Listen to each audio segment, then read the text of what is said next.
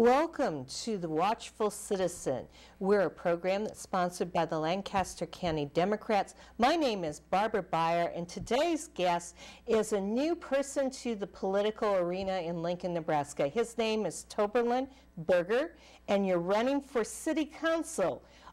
Welcome. And now you usually go by Toby? I do go by Toby. Well, welcome, Toby. Thank you. Well, tell us a little bit about yourself. I am a lifelong Lincolnite. I grew up here and went to Pius, graduated from there in '97. Eventually went on to journalism school at the university and obtained a degree in that. And after going in for writing, I came out loving the photography aspect, and so I decided to start my own small business. And it's a photography studio named Toberlin Photography. And but my wife says we need to pay the bills, so until that's full-fledged going, I also work as a security entrance monitor at Elliott Elementary here in town. And just decided that it was time to do something different and kind of get into the race. So. Well, good, good. What motivated you to start with city council? I've always taken an interest in city politics. As a kid, I'd watch the city council meetings on community access stations, and so I always loved the politics of it, and I wanted to put a face and somebody that they could identify with that I've never been able to identify with. I mean, I always saw that they were older or they had bigger businesses. I never saw a more common person, and so I wanted to kind of reach out and provide that. And so I decided it was time to try to do that for the people of Lincoln. Well, that's very patriotic of you. I always encourage people to seek elective office. That's a good thing. So what are some of the priorities of your campaign? Some of my priorities, of course, the city and the nation is dealing with tough economic times. It'd be best if we can try to encourage more businesses to come to the city of Lincoln and to foster small businesses. In addition to keeping the businesses we have here, make sure that they stay. Do what we can to maybe hopefully help them grow now and down the line.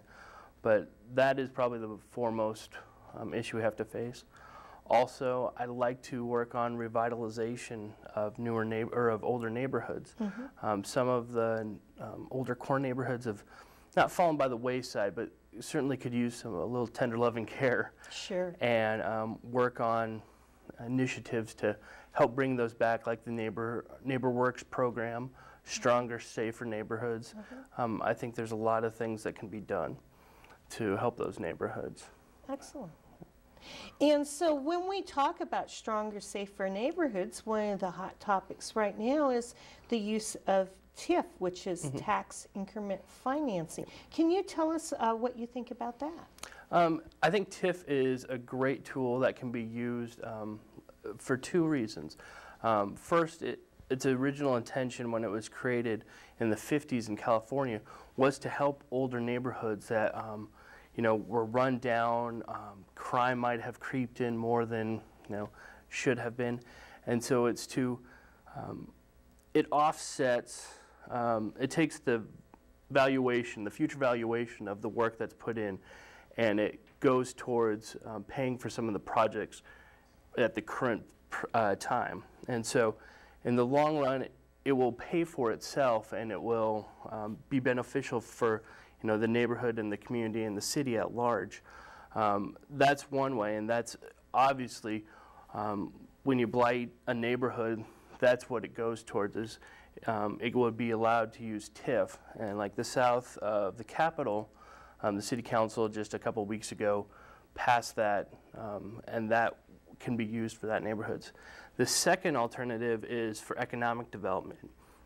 Areas like the Verizon center that was built the past couple years, and then the 48th and O development of like Hy-Vee. Mm-hmm. It's to entice businesses and to give them an incentive to come to our community and set up shop, mm-hmm. and shows that we are open for business as a city. So. Mm-hmm. And you're supportive of that? I am very supportive of it. I think Excellent. It's a great tool to be used. And so when we look at the city council's role, the city council has a lot on its plate, but one of the other things that keeps coming up are public safety issues. Could you share with us your feelings about that? Public safety was identified as one of the key areas that citizens are concerned with on the mayor's prioritization survey that he did, or that was conducted over the past year. And you know, Lincoln Police Department and Lincoln Fire and Rescue do an excellent job of keeping us safe, secure, and the problem is, as we grow as a city, which is good, we haven't had like a fire department built since I think it's 1997. A fire station. A fire station, yes. And so the problem is the outlying areas, those people won't have the response time that they need and that they deserve. And conversely, those that are closer into the city core, they will hurt also, because if the fire department or police are out on the edges of town, you know, their response time hurts. So I think we need to look at ways to maintain what we currently have and then expand out to areas that are getting great service right now, but as we expand that, those response times are going to get longer, and people and the safety and security of Lincoln are going to suffer. So we need to look at ways to eliminate that and not have that happen.